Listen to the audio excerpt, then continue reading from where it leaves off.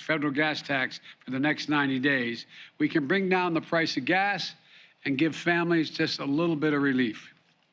I call on the companies to pass this along, every penny of this 18-cent reduction to the consumers. There's no time now for profiteering. There are a number of other proposals by Democrats in the House and the Senate, and I hope my call for action can help move those proposals forward as well.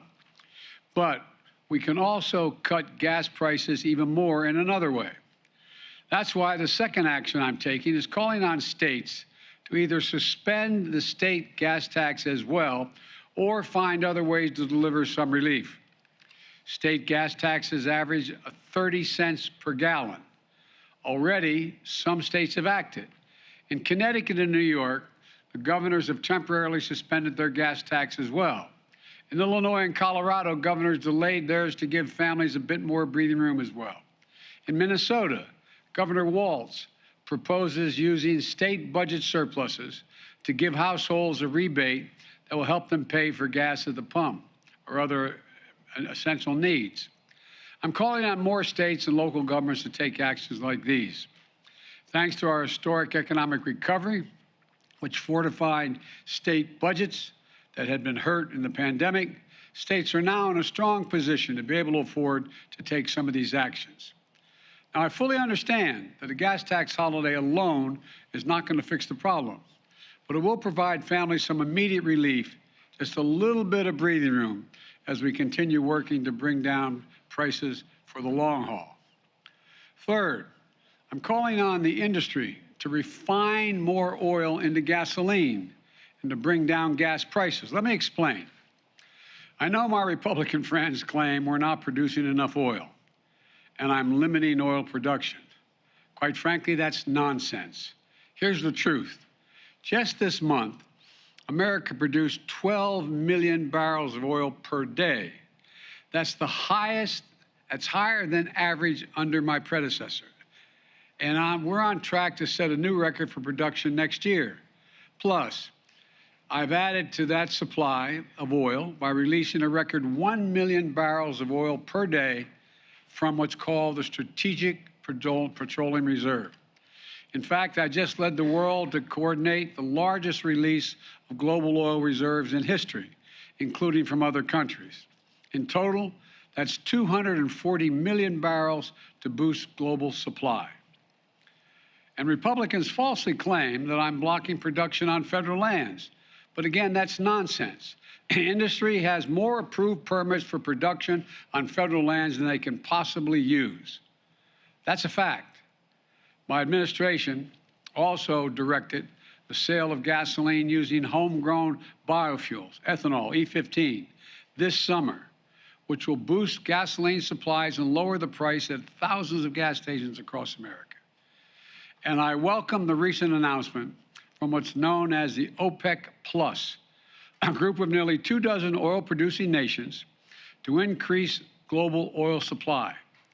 The bottom line is we are setting records in terms of American energy production. We're supplementing that supply with a release from our oil reserves. So the issue isn't oil production alone. The problem is the refining of that oil into gas at the pump. During the pandemic, some oil and gas companies shut down refining facilities. Last week, I sent a letter to the CEOs of the largest oil refining companies, asking them to work with my administration to bring refineries back online to get more gas to the pump at lower prices. The Secretary of Energy, Jennifer Granholm, and members of my team will be meeting with many of these refining companies tomorrow. And I hope they'll come up to the table with some real ideas and practical steps in the near term. And I'm prepared to act quickly and decisively on the recommendations if they make sense to address the immediate challenge in front of us and the American people. Finally, when the cost of oil does come down, we need the price at the gas stations that they charge at the pump to come down as well. For example, in the last 2 weeks, the price of oil has fallen by more than $10 a barrel. Normally, this would reduce the cost at the pump about 25 cents a gallon. Yet, so far, Gas stations have only reduced prices by a few cents a gallon. Some haven't reduced prices at all. I've heard plenty of explanations from companies and economists about why it normally takes time for these price reductions to reach the consumer. I might note that when the price of a barrel of oil goes up, it doesn't take much time for the price at the pump to go up. So let's be honest with one another. My message is simple. To the companies running gas stations and setting those prices at the pump, this is a time of war, global peril, Ukraine. These are not normal times. Bring down the price you are charging at the pump to reflect the cost you are paying for the product. Do it now. Do it today. Your customers, the American people, they need relief now. So let me summarize.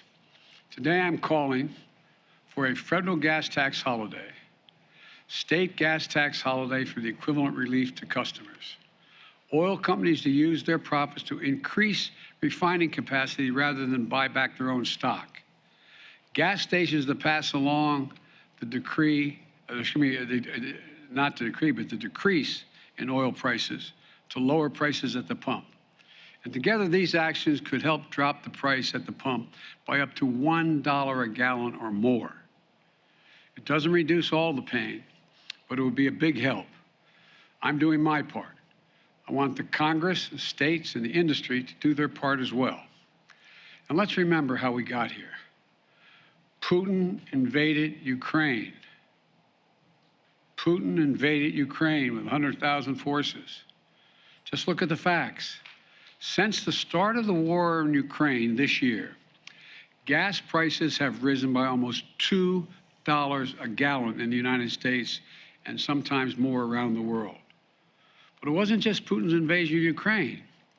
It was the refusal of the United States and the rest of the free world to let Putin get away with something we haven't seen since World War II. I said at the time, siding with Ukraine during the most serious aggression in Europe since World War II, defending freedom, defending democracy, was not going to go without cost for the American people and the rest of the free world. We were going to have to pay a price as well in the cost of military equipment, economic assistance, humanitarian relief, and sanctioned Russian banking industries. Russia is also one of the largest oil producers in the world. We cut off Russian oil into the United States, and our partners in Europe did the same, knowing that we would see higher gas prices. We could have turned a blind eye to Putin's murderous ways. The price of gas wouldn't have spiked the way it has. I believe that would have been wrong. I believe then, and I believe now, the free world had no choice. America could not stand by, and the West could not have stood by, although some suggested at the time, and just watch Putin's tanks roll in Ukraine and seize a sovereign country. If we did stand by, Putin wouldn't have stopped. Putin would have kept going, and we'd face an even steeper price. And it wasn't just me. The American people understood. The American people rose to the moment. The American people did what they always have done, defend freedom around the world. They chose to stand with the people of Ukraine. We had near unanimous support in the Congress, Democrats, Republicans, and independents for supporting Ukraine, knowing full well the cost. So for all those Republicans in Congress criticizing me today for high gas prices in America, are you now saying we were wrong to support Ukraine? Are you saying we were wrong to stand up to Putin? Are you saying that we would rather have lower gas prices in America and Putin's iron fist in Europe? I don't believe that. Look, I get the easy politics of the attack. I get that. But the simple truth is gas prices are up almost $2 a gallon because of Vladimir Putin's ruthless attack on Ukraine, and we wouldn't let him get away with it. We're doing everything we can to reduce this pain at the pump now. And if those experiences have shown us anything, it's that we need to grow and harness more energy here at home. Let's lower the price of electric vehicles so we never have to pay at the pump in the first place. Major auto companies are preparing for a 50% of future sales to be electric vehicles by 2030, 100% by 2035. We're already building secure supply chains to build these electric vehicles here in America. And we're investing almost $100 billion in public transit and rail.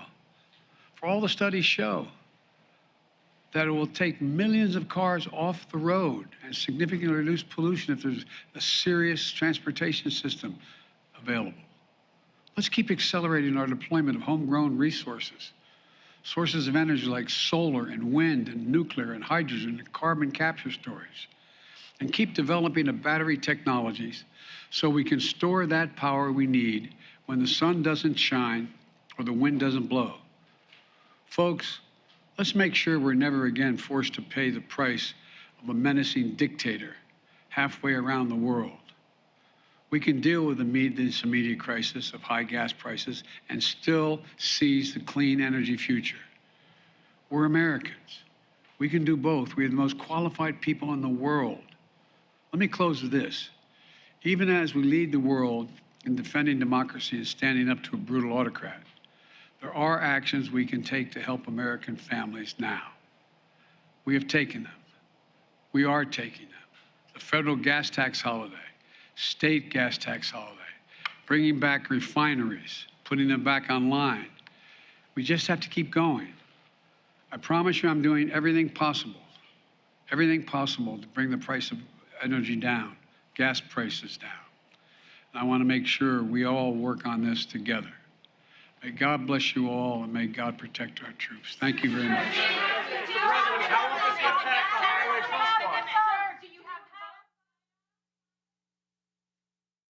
And we've been listening to President Biden calling for a gas tax holiday to help offset the high cost of fuel in the United States. The president says suspending the federal tax will not impact work to improve the nation's highways, and he says he wants Congress to pass this legislation immediately. The president is also calling on states to suspend their gas taxes as well. He says this will only be a small fix and called on oil companies to lower prices. The president blamed the dramatic rise in prices on the war in Ukraine. He added the U.S. could not stand by and allow Russia to take over the country.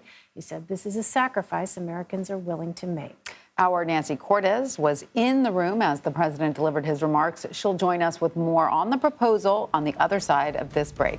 You're streaming CBS News. Stay with us.